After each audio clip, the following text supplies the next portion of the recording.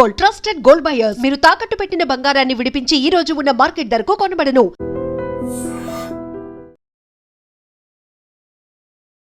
నమస్కారం, welcome to I dream.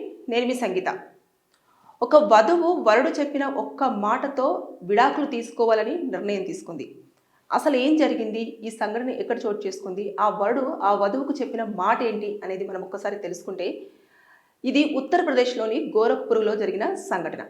అయితే November 28వ తేదీన ఇద్దరు వధూవరులకు కూడా వివాహం జరగడం జరిగింది. అయితే వివాహం అయిన తర్వాత ఇక ఏదైతే కార్యక్రమం ఉంటుందో ఆ కార్యక్రమం కూడా వారు ఏర్పాటు చేశారు. ఏర్పాటు చేసిన రోజు అదే రోజు నైటు ఆ అమ్మాయి దగ్గరికి ఆ అబ్బాయి వచ్చేసి చాలా నీట్గా, నేను ఏదైతే ఫ్యామిలీ లైఫ్ ఉంటుందో దాన్ని లీడ్ చేయడానికి అర్హుడిని కాదు, నాకు ఆ స్తోమత లేదు, అంతేకాకుండా నేను ఏదైతే ఈ లైఫ్ ఉంటుందో వైఫ్ అండ్ హస్బెండ్ ఎలా అయితే ఉంటారో ఆ యొక్క దానికి నేను పనికి రాను అని చెప్పేసి చెప్పడం జరిగింది.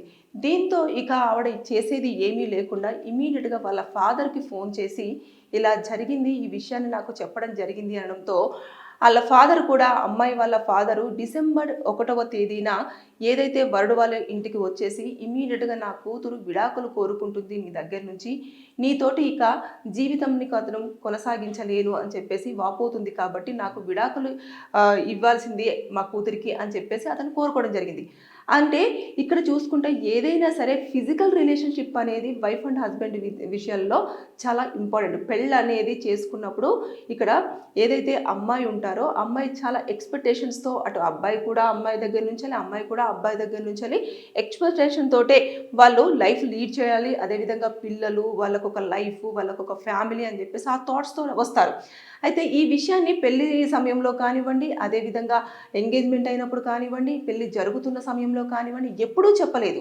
ఫస్ట్ నైట్ ఎప్పుడైతే ఉంటుందో ఆ రోజు మాత్రం నేను ఫిజికల్ రిలేషన్షిప్కి పనికిరాను, నేను పిల్లల్ని కనలేను అని చెప్పేసి అతను చెప్పడంతో ఇమీడియట్గా ఏం చేయాలో ఆ అమ్మాయికి పాలు పోక వాళ్ళ ఫాదర్కి ఇన్ఫర్మేషన్ ఇవ్వడం జరిగింది. చాలా మంచి పని. కానీ ఇక్కడ వాళ్ళ ఫాదర్ కూడా వచ్చేసి ఇమీడియట్గా నాకు విడాకులు ఇవ్వండి నా కూతురికి అని చెప్పేసి అడగాల్సినంత అవసరం లేదు.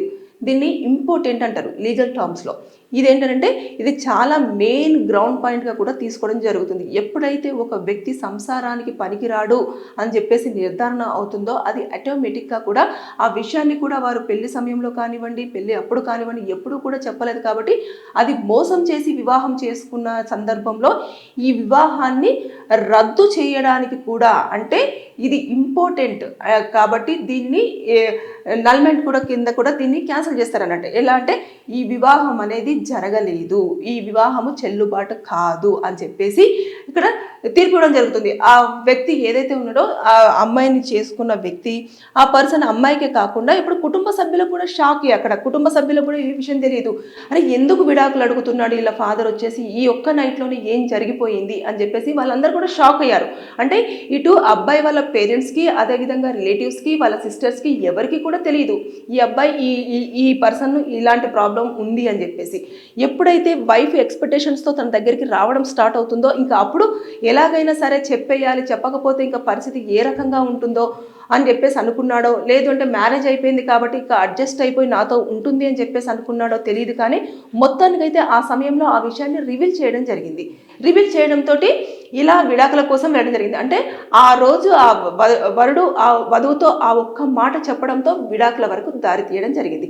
అసలు ఇందులో విడాకులనే మాటే అవసరం లేదు, ఆ పెళ్ళే పూర్తి స్థాయిలో క్యాన్సిల్ చేయబడుతుంది. వారు కనుక కోర్టుకు వెళ్ళేసి ఇతను ఆల్రెడీ ఒప్పుకోవడం జరిగింది అని చెప్పేసి అతను కనుక నిజంగానే వచ్చి నేను ఫిజికల్ రిలేషన్షిప్కి నేను పనికి రాను అని చెప్పేసి కనుక అతను స్టేట్మెంట్ ఇచ్చాడు అంటే ఇమీడియట్గా మళ్ళీ ఈ అమ్మాయి ఫ్రెష్గా మ్యారేజ్ చేసుకోవడానికి, అంటే ఈ మ్యారేజ్ అనేది ఇంకా ఉండదు అసలు. మళ్ళీ అది ఎప్పుడైతే మళ్ళీ మ్యారేజ్ చేసుకుంటుందో ఆ అమ్మాయి, అది మళ్ళీ మొదటి మ్యారేజ్ కిందనే కన్సిడర్ చేయడం జరుగుతుంది అన్నట్టు.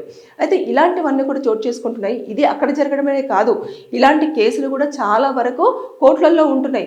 మ్యారేజ్ ముందు చెప్పరు, అసలు ఏమీ చేయరు, వాళ్ళకు సంవత్సరాల పాటు నాకు ఈ పని ఉంది, ఆ పని ఉంది, నేను అక్కడికి వెళ్ళాలి, నాకు ఆ క్యాంప్ ఉంది, తర్వాత నెక్స్ట్ ఫ్రెండ్స్తో మీటింగ్ ఉంది, తర్వాత ఇలా జరుగుతుంది, బిజినెస్లో ఇలా ట్రబుల్స్ వస్తున్నాయి, నేను కొంచెం ఫినాన్షియల్స్గా ప్రాబ్లం ఫేస్ చేస్తున్నాను, కొంచెం లైఫ్లో సెటిల్ అవ్వాలి, ఇలాంటివన్నీ చెప్తూ వైఫ్ దగ్గరికి వెళ్ళని హస్బెండ్లో ఒక 1 to 2 years వరకు కూడా ఇలా మెయింటైన్ చేస్తున్న వాళ్ళు ఉన్నారు. ఇక ఆ టైం వరకు కూడా ఎంత వైఫ్ దగ్గరికి వెళ్ళినా సరే వాళ్ళు యాక్సెప్ట్ చేయకపోవడము, అసలు ఎలాంటి ఫీలింగ్స్ రాకపోవడం ఇవంతా పరిశీలించిన తర్వాత వారు కుటుంబ సభ్యులతో డిస్కస్ చేయడం జరుగుతుంది.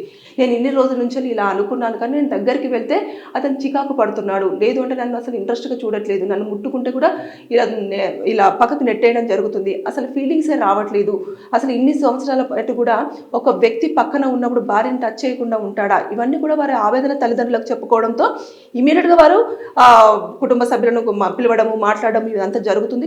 కొన్నిసార్లు వాళ్ళు ఒప్పుకుంటున్నారు, కొన్ని సందర్భాలలో ఒప్పుకోకుండా వాళ్ళు ఏం చేస్తున్నారు అంటే నాకు ఇప్పుడు ప్రెజర్స్ ఉన్నాయి నేను అని చెప్పేసి, అంటే ఒక మనిషి సంసారానికి పనికి రాడు అని చెప్పేసి స్టాంపు వేసుకుంటే ఇక మగవాడు కాదు అన్న కిందికి కన్సిడర్ అవుతారు. కాబట్టి అబ్బాయిలు దాన్ని మాత్రము ఎట్టి పరిస్థితుల్లో ఇతరుల ముందు యాక్సెప్ట్ చేయడానికి మాత్రం ముందుకు రారు. అందుకోసం అని చెప్పేసి విడాకులు ఎక్కువ శాతంలో ఎలా జరుగుతాయి అని అంటే, ఒకవేళ అబ్బాయి కుటుంబ సభ్యుల మధ్యలో అందరి మధ్యలో ఒప్పుకున్నప్పుడు వారు ఈ యొక్క ఫ్యామిలీ మేము లీడ్ చేయలేకపోతున్నాం, మా ఇద్దరి అభిప్రాయాలు వేరేగా ఉన్నాయి, దాంతోపాటు మేమిద్దరి లైఫ్ స్టైల్ కూడా వేరేలా ఉంది, కాబట్టి మేము అనుకోని ఒకరికొకరము నిర్ణయించుకున్న తర్వాతనే విడిపోవాలని డిసైడ్ అయ్యాము, మేము కలిసి జీవించలేము అని చెప్పేసి ఒక మ్యూచువల్గా డాక్యుమెంట్ ప్రిపేర్ చేసుకొని అప్పుడు మ్యూచువల్ డైవర్స్ కిందికి రావడం అనేది జరుగుతుంది.